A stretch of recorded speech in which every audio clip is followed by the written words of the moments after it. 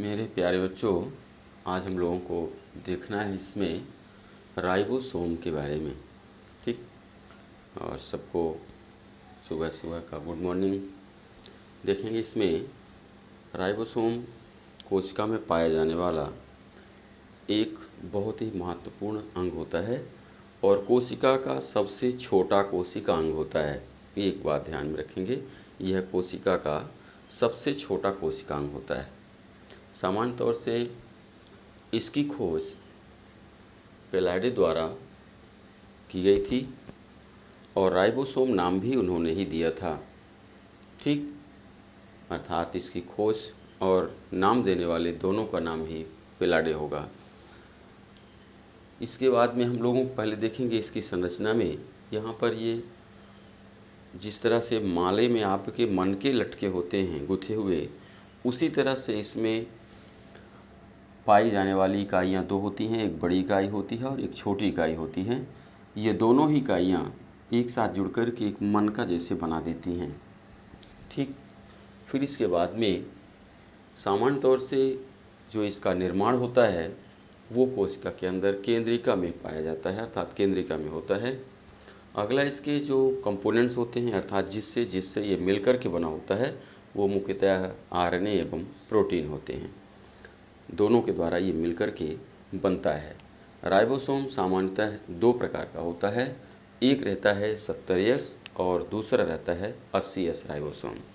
जिस तरह से इनके प्रकारों का नाम है उसी प्रकार से इनकी उपस्थिति भी है। अर्थात जो उच्च प्राणी होते हैं, यूकैरियोटिक प्राणी होते हैं, उनमें से 80S पाया जाता है। और जैसा कि हम लोगों ने अभी चर्चा किया था कि ये दो यूनिटों से मिलके बनता है।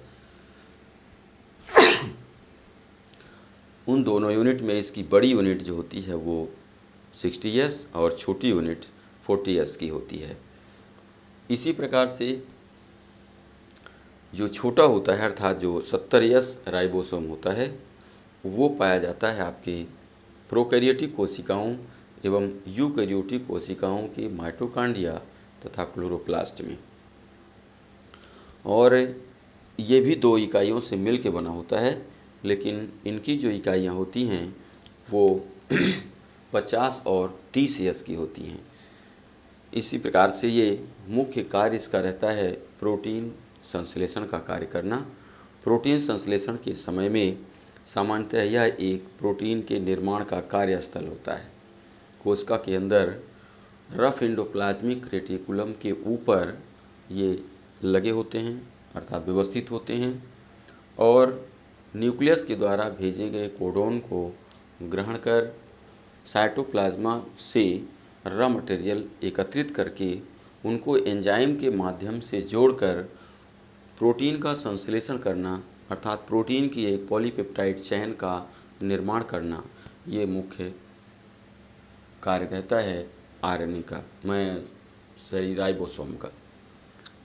अगला, अब इसी कारण से इसका नाम भी रखा गया है। क्या इसमें है नाम? इसका क्या है?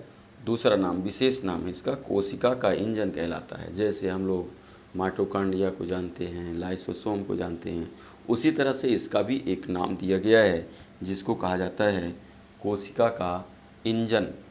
सामान्य तौर से ये संरचना जो इनकी अलग से माने साइटोप्लाज्म में यूकैरियोटिक कोशिकाओं के माइटोकॉन्ड्रिया, क्लोरोप्लास्ट इत्यादि स्थानों पर जो व्यवस्थित हैं, वो गोलाकार सघन कणिकामय संरचना के रूप में राइबोसोम कोशिका के अंदर पाया जाता है।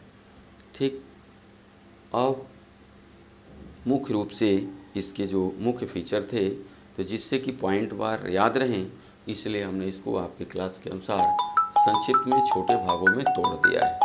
ठीक है, इसके बाद में अन्य जानकारी